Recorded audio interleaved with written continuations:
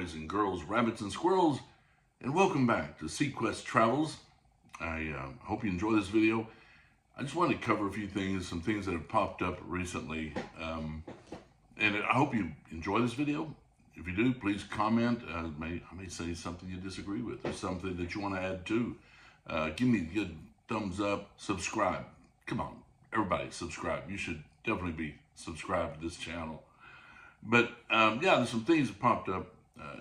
I watch travel videos all the time, and I hear just people having discussions, being in the travel industry now, and a lot of us that have done this a lot over the years know different terms that we use on a daily basis, and with each other that's fine, we understand. But some of the newer cruisers may not know what we're talking about. I heard this one guy I was talking to, trying to decide if he wanted a interior, inside room, or a balcony, or ocean view, whatever.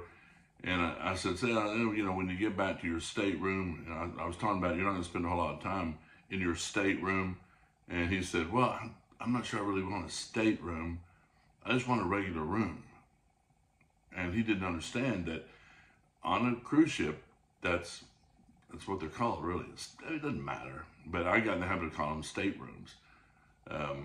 So I started talking to him for a few minutes. I let him know that this is, if you're looking at the front of the ship on the right side, that's going to be starboard.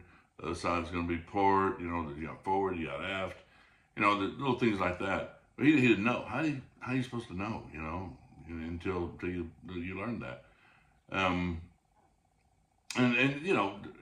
That's one of the things, deciding what room you want. Well, it depends on how many people. Sometimes you got a big group of people and you're like, oh man, I got to get 3 rooms. Maybe not. It may be cheaper just to go with a suite. If you all get along and you can handle being in the same room together, something to think about. But it also led to us discussing, because he kept saying, when we get off the boat, when we get on the boat. And I said, well, it's a ship. It's not a boat. And the difference is this. You can put a boat on a ship, but you can't put a ship on a boat. So that's why these are cruise ships. If nothing else, they've got the life rafts, the life boats. So they're definitely ships. They're not boats. And I hear a lot of people call them boats. Whatever. I'm not going to nitpick. There is an exception, though. Submarines are called boats, not called ships. They're boats. He also discussed the drink package. And I said, well, I told him, I think it was like, what was it, Royal Caribbean, I believe. It was like $69 a day per person. And it was going to be him and his wife, and he had an older daughter, and her and the 2 younger kids were going to actually get a different stateroom. They wanted some time alone, okay? And he said, well, I don't know if it's worth it. Well, okay, well, you get on a cruise ship, the drink's going to probably average about $12 a piece. I remember the first cruise I took, a guy walks by, he's got a bucket of ice with 3 beers in it, 3 or 4. Anyway, I said, yeah, that's what I'm going to get. It was like Coors Light, which I don't drink anymore, but I did at the time. And I think there was 3 beers in there. It was like $24, $8 a beer. But, and they haven't got any cheaper, but it depends just how much you're going to drink. How much are you going to drink? Is it worth it or not? $69 a day per person? And, if it's 2 adults in the room, you both have to get it. Well, I found out that his wife didn't really drink. She might have a glass of wine or 2. I said, okay, well then let's do this. Let's book her in the room with the kids. And, maybe a couple of kids in the room with you. Just kind of split it up that way. That way she's in a room with minors. She doesn't have to get it. But if she's in the room with him, she has to get it. So, if he gets it. Anyway, so that worked out. But do the math and calculate how much you're going to drink. I've got relatives that don't hardly drink at all.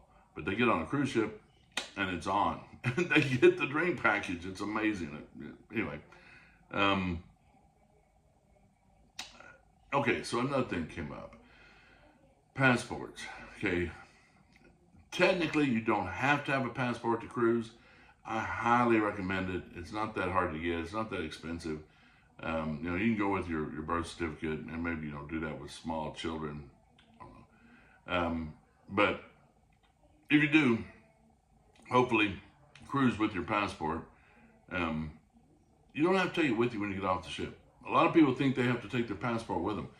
I don't recommend that, because you get off the ship and you got your passport in your pocket or your purse or whatever. That just gives opportunity to lose it. We're all human, okay? And we've all done things when I can't believe I did that. It happens, okay? You could lose your passport. It could get stolen. You know, things happen. You get your purse stolen or whatever, and your passport's in there. You don't need to take it with you. If you take an excursion and it's sponsored by the ship, you buy it through the ship, then they're not going to leave without you. Okay, so your passport's going to be in your stateroom. You're going to be fine. But if you don't, or if you just go wander around the town, the city, or whatever, and you get, God forbid, you get back late and miss the ship, they have a port agent, and that port agent's going to have your passport. They're going to know that you missed the ship, so they'll get off. They'll have it waiting for you. I don't recommend taking it with you. If you go to U.S. islands, one of the Keys, let's say the Florida Keys, when you get off, you have to take your driver's license. I've had it checked, I've had it not checked, in the Keys, the Florida Keys. Key West, I don't think they checked. I can't remember now. But that's, you don't have to have your passport. At least the last time I went there. It could have changed, but I don't think it did. So we're about to cruise on Monday. We're just going to Costa Maya and Cozumel. It's just a get out of town, get on a ship. Royal Caribbean, Mariner of the Seas. Haven't been on a lot of Royal Caribbean ships. But, right now, of all the different cruise lines I've been on, Norwegian is the leader in the clubhouse. We really had a great time on the Prima, but some of their older ships, I've heard some things. But also there's appears to be a hurricane coming in through the Gulf and headed up to, I guess, the western side of Florida, Georgia, and Alabama. They might get some interesting weather. Hopefully, we'll go down. We'll be behind it. Hopefully, the dust will all settle we don't sail till Monday, and it's Tuesday night now, so we should be fine. But again, I hope you enjoy these videos. I'll make some more. If you have some questions about things, I've been getting a lot of certifications from different cruise lines, CLIA, some of the hotel chains, Hyatt and Hilton, and some of the others. So I've been learning a whole lot that I thought I knew but didn't know. But I know now, or I can find out real easy.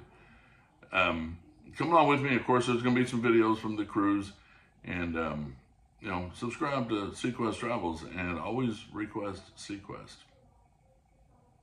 All right, we'll be back.